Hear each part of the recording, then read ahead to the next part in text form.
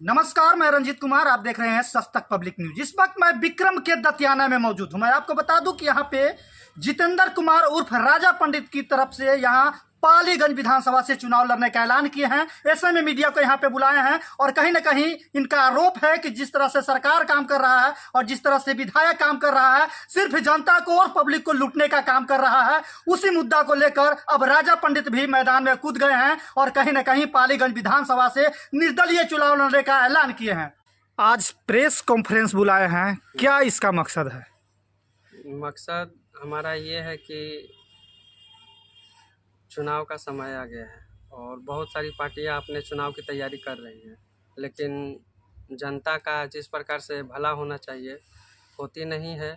बहुत सारी पार्टियां आती हैं, जनता को दिलासा दे के अपना चले जाती है और हम युवा हैं, शिक्षित हैं, तो सोचे कि इस बार हमको चुनाव लड़ना चाहिए और जनता के लिए कुछ करना चाहिए।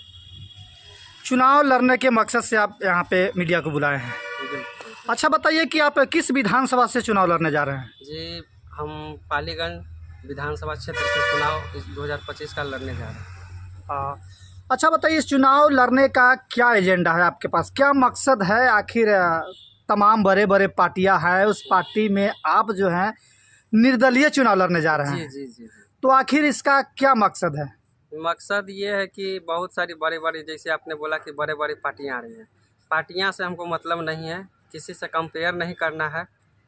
हमको जनता पे विश्वास है, जनता के समर्थन से और जनता के प्यार दुलार से हम इस बार पालीगंज विधानसभा 2025 को लड़ने जा रहे हैं।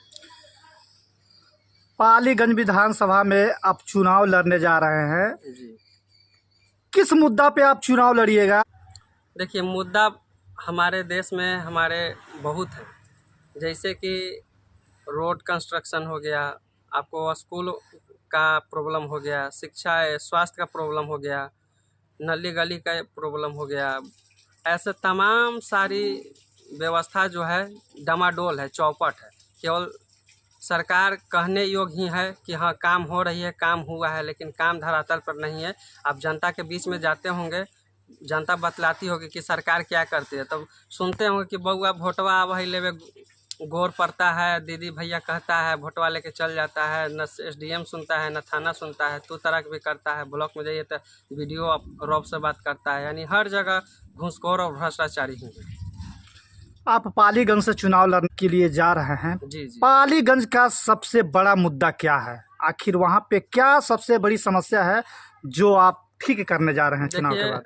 कुछ हमारे नज़र में मुद्दा है, जैसे हर कोई शिक्षा स्वास्थ्य के बात करता है और ये प्राइमरी चीज़ है।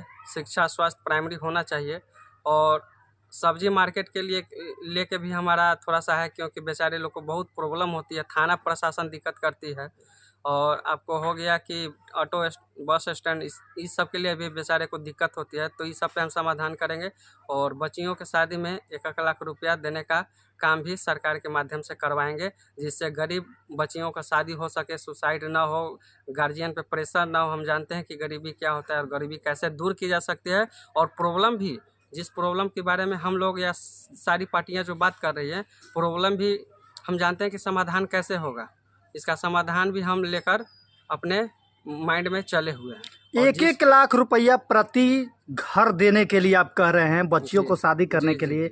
आखिर यह व्यवस्था कैसे कर पाइएगा? अभी तक जो सरकार है इस पे कोई विचार नहीं किया है। बड़े बड़े नेता हैं, मुख्यमंत्री हैं, लेकिन अभी तक इस पे कोई विचार नहीं किया है। लेकिन आप कह रहे हैं कि अगर हम विधायक बनते हैं तो हम हर घर में एक लड़की को शादी करने के लिए 1-1 लाख रुपया देंगे। देखिए, जैसा कि मुख्यमंत्री के माध्यम से कन्या समृद्धि योजना है, उसके माध्यम से बच्चियों को शादी के लिए बहुत सारे मतलब पैसा आते हैं।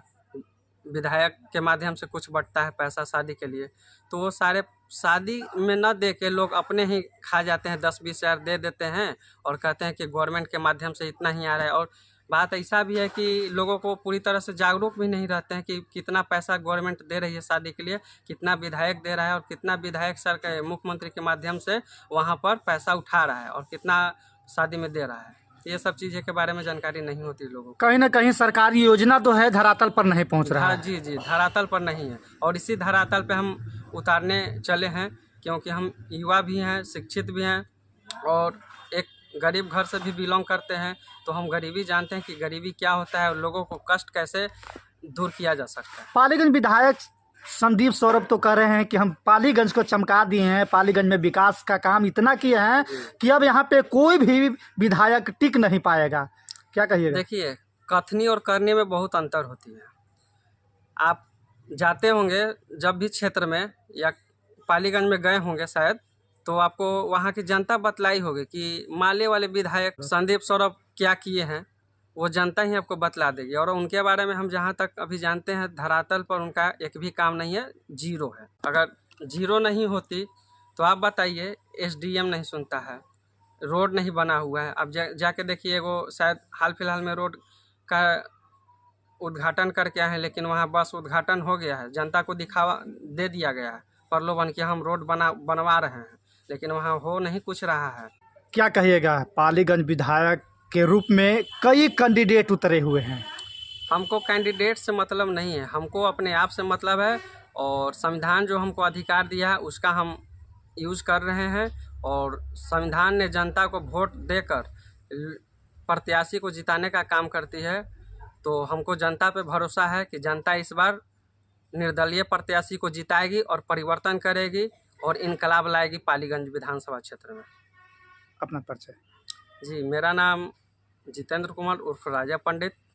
तो आप साफ साफ शब्दों में सुन रहे हैं, जितेंद्र कुमार उर्फ राजा पंडित ने जिस तरह से बयान दे रहे हैं कि भ्रष्टाचार जो है पूरे शहर में फैला हुआ है, जिसको लेकर अब हम मैदान में कूदे हैं और जनता के बीच आए हैं। मैं वादा करता हूं कि अगर विधायक के रूप में पालीगंज विधानसभा से स्थापित होते हैं तो यहाँ के पब्लिक के लिए सबसे पहले मेरा मुद्दा रहेगा कि हर घर के एक बेटी को 1-1 लाख रुपया सहयोग राशि के रूप में दिया जाएगा, ताकि उसको शादी करने में कोई परेशानी ना हो। उसको सहयोग के रूप में 1 लाख रुपया का हम डोनेट करेंगे उस परिवार को, उस बेटी को जिसको शादी करने में परेशानी आता।